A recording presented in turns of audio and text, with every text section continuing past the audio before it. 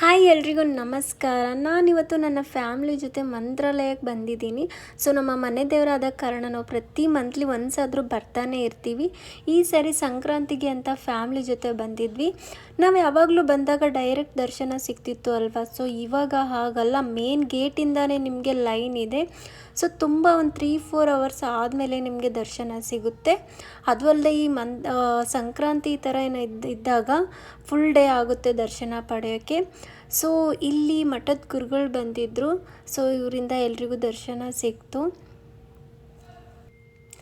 ಇದಾದಮೇಲೆ ಪ್ರಸಾದ ಪಡ್ಕೊಳ್ಳೋಕ್ಕೆ ಅಂತ ಲೈನ್ ನೋಡಿದ್ರೆ ತುಂಬಾ ಜಾಸ್ತಿ ಲೈನ್ ಇತ್ತು.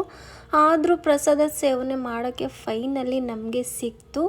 ಪ್ರಸಾದ ಎಲ್ಲ ತಿಂದಾದಮೇಲೆ ನಮಗೆ ಆಚೆ ಬಂದ ತಕ್ಷಣ ಪಾನ್ ಇತ್ತು. ಸೊ ನಮ್ಮ ಫೇವ್ರೇಟು ಅಂತ ನಾನು ಊಟ ಆದ ತಕ್ಷಣ ತೊಗೊಂಡೆ. ಇದಾದಮೇಲೆ ಮನೆಗೆ ಹೋಗಬೇಕಾದ್ರೆ ಮತ್ತೆ ದರ್ಶನ ಪಡ್ಕೊಂಡು ಹಾಗೆ ಕೆಲವೊಂದು ಫೋಟೋಸು ರೀಲ್ಸ್ ಎಲ್ಲನೂ ಮಾಡಿಕೊಂಡೆ.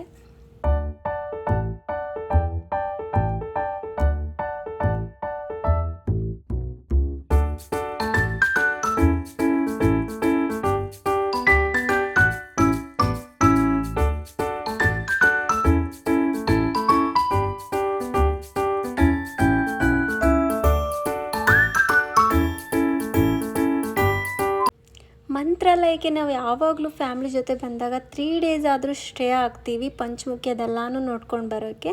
ಲಾಸ್ಟ್ ಡೇ ಮನೆಗೆ ಹೋಗುವಾಗ ನಾನು ಮೆಹಂದಿ ಹಾಕ್ಸ್ಕೊಂಡೆ. ಅದು ಛತ್ರಪತಿ ಶಿವಾಜಿ ಮಹಾರಾಜ್ದು, ನನ್ನ ಫೇವ್ರೇಟ್ ಅವರು.